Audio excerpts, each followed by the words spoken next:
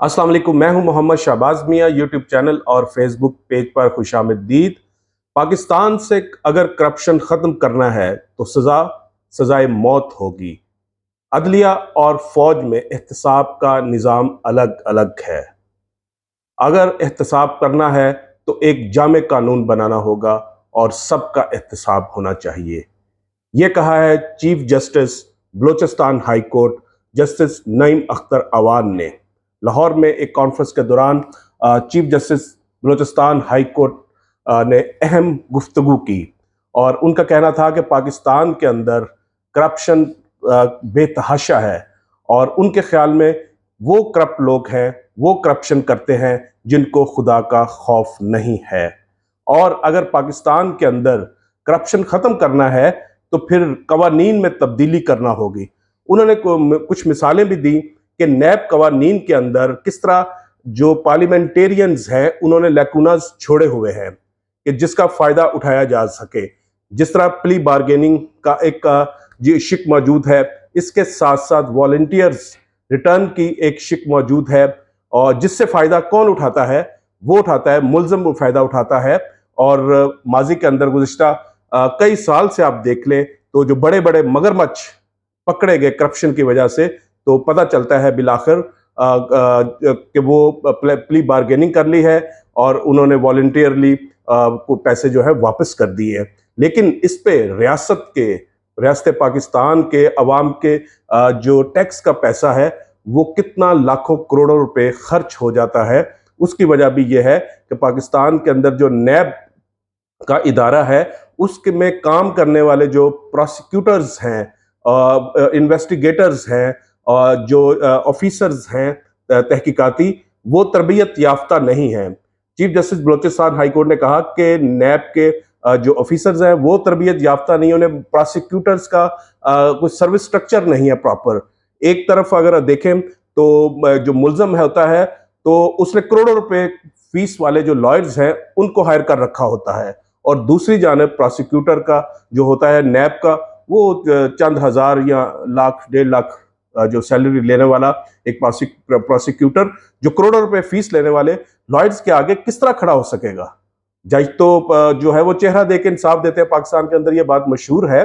तो इस तरह नैब का जो सर्विस स्ट्रक्चर है उसको बेहतर होना चाहिए। Chief justice Balochistan high court ने कहा कि उन्होंने चेयरमैन नैब को ये कहा कि आप अपना स्ट्रक्चर जो है सर्विस स्ट्रक्चर उसको तब्दील करें, लेकिन अभी तक ये स्ट्रक्चर तब्दील नहीं हुआ। इसके साथ साथ जस्टिस नईम अख्तर अवान ने यह भी कहा कि जो हमारे जजी साहिबान हैं वो भी इस हवाले से तरबियत याफ्ता नहीं है। जो नैब के हवाले से उनकी भी तरबियत नहीं है।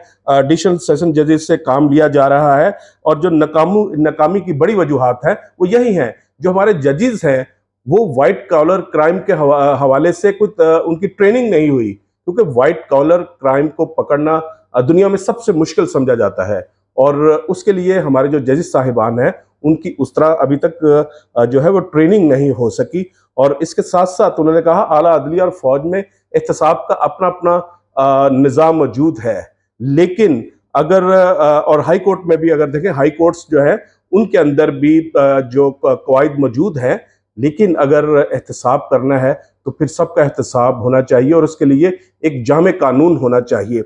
और इसके साथ साथ अगर हम 2 दिन में देखें तो दो अहम मुलाकातें हुई हैं। सुप्रीम कोर्ट ऑफ पाकिस्तान के चीफ जस्टिस उमर अता बंदियाल ने गुज़िश्ता रोज इस्लामाबाद हाई कोर्ट के 5 जो जजेस साहिबान हैं उनके साथ मुलाकात की। और आज आज सुप्रीम कोर्ट के मोस्ट सीनियर जज जस्टिस काजी फाइज ईसा ने इस्लामाबाद हाई कोर्ट के 6 जजेस के साथ मुलाकातें कर ली।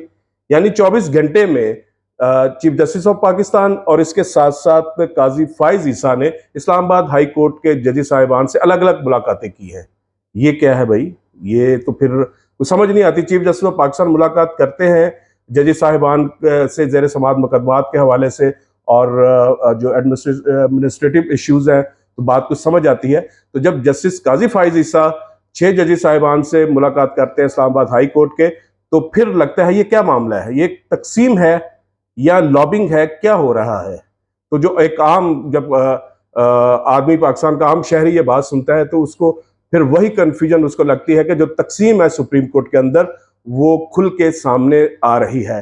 क्या ये वजूहात है कि चीफ जस्टिस ऑफ पाकिस्तान अलग से मुलाकातें कर रहे हैं और जो मोस्ट सीनियर हैं, जो चीफ जस्टिस ऑफ पाकिस्तान बनने जा रहे हैं, वो अलग से मुलाकातें कर रहे हैं, तो फिर उस बयानिए को तकवीयत मिलती है कि सुप्रीम कोर्ट बड़ा वाज़े तौर पर तकसीम हो चुका है और हुकूमत उसमें कामयाब हो गई है पीडीएम की, जो चाहती थी कि जजेस के अंदर तकसीम हो।